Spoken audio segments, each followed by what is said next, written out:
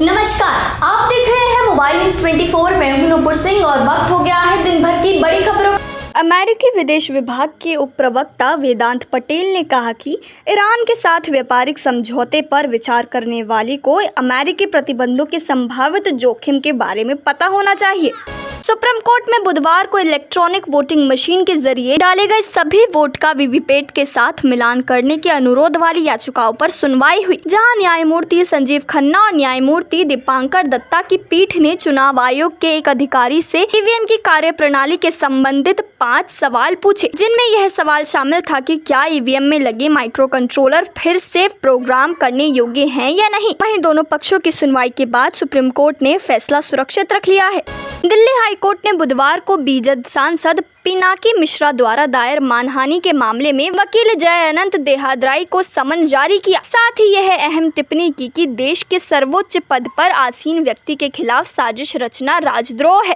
राहुल गांधी ने दावा किया कि प्रधानमंत्री नरेंद्र मोदी के 10 वर्षों के शासन में 22-25 लोग अरबपति बन गए हैं, जबकि इंडी गठबंधन अगर सत्ता में आए तो करोड़ों लोग लखपति बन जाएंगे। उन्होंने आगे दावा किया कि भाजपा संविधान बदलना चाहती है क्योंकि वह नहीं चाहती थी कि 90% आबादी, जिसमें पिछड़े, आदिवासी, दलित और अल्पसंख्यक शामिल है, अपनी वास्तविक क्षमता को जाने। दोस्तों, आगे की खबर पे चलने से पहले आपसे रिक्वेस्ट है कि अगर आपने वीडियो को अभी तक लाइक नहीं किया है और इस पर कमेंट नहीं किया है तो जल्दी से कर दे, क्योंकि आपका एक लाइक और एक कमेंट मेरे चेहरे पे खुशी छलका देता है।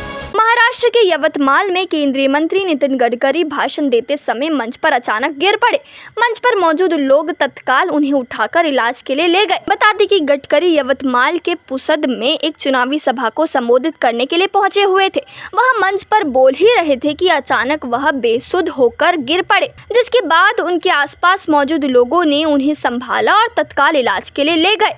बीजेपी के राष्ट्रीय अध्यक्ष जेपी नड्डा ने झंझारपुर में रैली के दौरान कहा कि 2 साल के अंदर भारत को विश्व की तीसरी अर्थव्यवस्था बनाएंगे। आने वाले 5 साल में 3 करोड़ पक्के मकान बनाएंगे। कमजोर वित्तीय स्थिति वाले बैंकों पर भारतीय रिजर्व बैंक की कार्रवाई जारी है। रिजर्व बैंक ने बुधवार को कोटक महिंद्रा बैंक को अपने ऑनलाइन और मोबाइल बैंकिंग चैनलों के जरिए नए ग्राहक बनाने पर तत्काल प्रभाव से रोक लगाने को कहा है। हैदराबाद से बीजेपी प्रत्याशी माधवी लत्ता ने भरा पर्चा। AIMIM सांसद ओवैसी से करेंगी मुकाबला। उत्तर प्रदेश के हाथरस जिले के सांसद राजवीर दिलेर की बुधवार को हृदय गति रुकने से मौत हो गई। उनके निधन की खबर से परिवार और समर्थकों में शोक की लहर है। प्राप्त जानकारी के अनुसार सांसद अलीगढ़ स्थित अपने आवास पर थे, तभी अचानक बेहोश हो गए। आनन फानन में स्वजन उन्हें अस्पताल लेकर पहुंचे, जहां डॉक्टरों ने मृत घोषित कर दिया। कन्नौज लोकसभा सीट पर समाजवादी पार्टी के प्रत्याशी को लेकर अटकलें थमने का नाम नहीं ले रही है। इस सीट पर अखिलेश यादव के चुनाव लड़ने की सियासी कयासबाजी पर खुद सपा प्रमुख ने पहली बार अपनी चुप्पी तोड़ी। पत्रकारों द्वारा सवाल पूछे जाने पर उन्होंने कहा, नामांकन से पहले आप सबको इसकी जानकारी हो जाएगी कि इस सीट पर कौन चुनाव लड़ेगा। पीएम मोदी ने बिहार के पूर्णिया और गया में जनसभाओं को संबोधित किया। इस दौरान पीएम मोदी के साथ अश्विनी चौबे और पशुपति पारस भी मंच पर नजर आए। मंच पर अश्विनी चौबे को देखकर यह कयास लगाया जा रहा है कि वह मान गए हैं। दरअसल अश्विनी चौबे पिछली बार बक्सर से सांसद चुने गए थे। इस बार भाजपा ने उनकी जगह मिथिलेश तिवारी को अवसर दिया है। तमिलनाडु के किसान एक बार फिर दिल्ली पहुंच चुके हैं। कई बार पहले भी अपनी विभिन्न मांगों को लेकर दिल्ली के जंतर मंतर पर प्रदर्शन कर चुके किसान एक बार फिर राजधानी आ गए हैं। इस बार वह कुछ इस तरह से प्रदर्शन कर रहे हैं कि पुलिस के हाथ पांव भी फूल गए। तमिलनाडु के कुछ किसानों ने बुधवार को कई मुद्दों पर प्रदर्शन किया, जहां प्रदर्शनकारियों में एक महिला भी शामिल रही। शंभू रेलवे स्टेशन के निकट किसानों का धरना प्रदर्शन अभी भी जारी है। इस कारण 100 से भी ज्यादा ट्रेनें बुरी तरह प्रभावित हैं। इसके कारण यात्रियों को बड़ी मुश्किलों का सामना करना पड़ रहा है। रेलवे को 60 ट्रेनों को अंबाला, चंडीगढ़, साहनेवाल और कुछ ट्रेनों को जाखल, गिल, लुधियाना के रास्ते चलाना पड़ रहा है। जजपा के 2 नेता ने कल से आज तक में पार्टी से इस्तीफा दे दिया है, जिसमें से एक ने तो सीएम सैनी के नेतृत्व में भाजपा की सदस्यता भी ले ली है। देश के पूर्व डिप्टी सीएम और जजपा नेता दुष्यंत चौटाला जब से सत्ता से हटे हैं, तब से ही आए दिन उनके और उनकी पार्टी के लिए नई नई चुनौतियां और परेशानियां सामने आ रही हैं। एलपीजी उज्ज्वला गैस कनेक्शन के उपभोक्ताओं की पूर्व से ही ई-केवाईसी की जा रही है।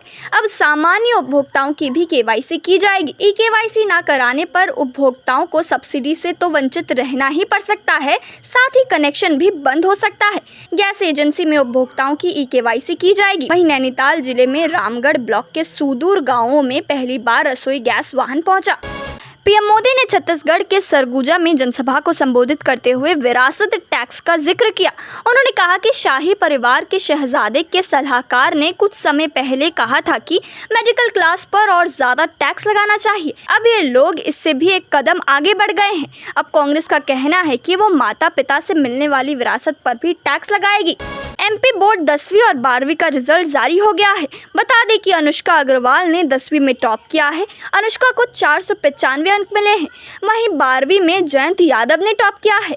हिमाचल प्रदेश हाईकोर्ट के विस्तारीकरण को लेकर मंगलवार को सुनवाई हुई। इसी बीच अदालत में जनता के विस्थापन का भी मुद्दा उठा। इस बीच संघर्ष समिति के अध्यक्ष रजनीश मोना ने कहा कि उन्हें विश्वास है कि न्यायालय जनता के साथ अन्याय नहीं होने देगा। उन्होंने कहा कि क्षेत्रवासी इंटरनेशनल हवाई अड्डे का विरोध नहीं कर रहे हैं। टीडीपी अध्यक्ष महबूबा मुफ्ती ने बुधवार को कहा कि लोकसभा चुनाव के लिए कांग्रेस का घोषणा पत्र जन समर्थक है और इसने भाजपा को परेशान कर दिया है, जो सांप्रदायिक तनाव को भड़काने की कोशिश करके अपनी हताशा दिखा रही है। मुंबई अंतर्राष्ट्रीय हवाई अड्डे के माध्यम से अफ्रीका से तस्करी किए गए सोने के विदेशी चिन्हों को हटाने के लिए पिघलने की सुविधा पर संसाधित किया जा रहा था और स्थानीय बाजार में ले जाया जा रहा था। इस मामले में डीआरआई टीम ने 22 अप्रैल को कार्रवाई शुरू की थी। ऑपरेशन के दौरान 9.67 किलोग्राम तस्करी का सोना, 18.48 किलोग्राम चांदी, करोड़ों रुपए जब्त किए गए। जयपुर के सबसे बड़े एसएमएस अस्पताल में रक्तदान करने के बाद एक युवक की मौत हो गई। युवक अस्पताल में भर्ती अपने नाना और नानी को रक्त देने आया था। रक्तदान करने के बाद युवक के सीने में अचानक दर्द हुआ और कुछ ही देर में मौत हो गई। दोस्तों, मैं देख पा रही हूँ कि आप में से काफी सारे लोगों ने इस वीडियो को लाइक कर इस पर कमेंट किया है, लेकिन कुछ लोग अभी भी बाकी हैं। आप किस चीज का इंतजार कर रहे हैं? इस वीडियो को जल्दी से लाइक कर इस पर कमेंट करें, क्योंकि आपका एक लाइक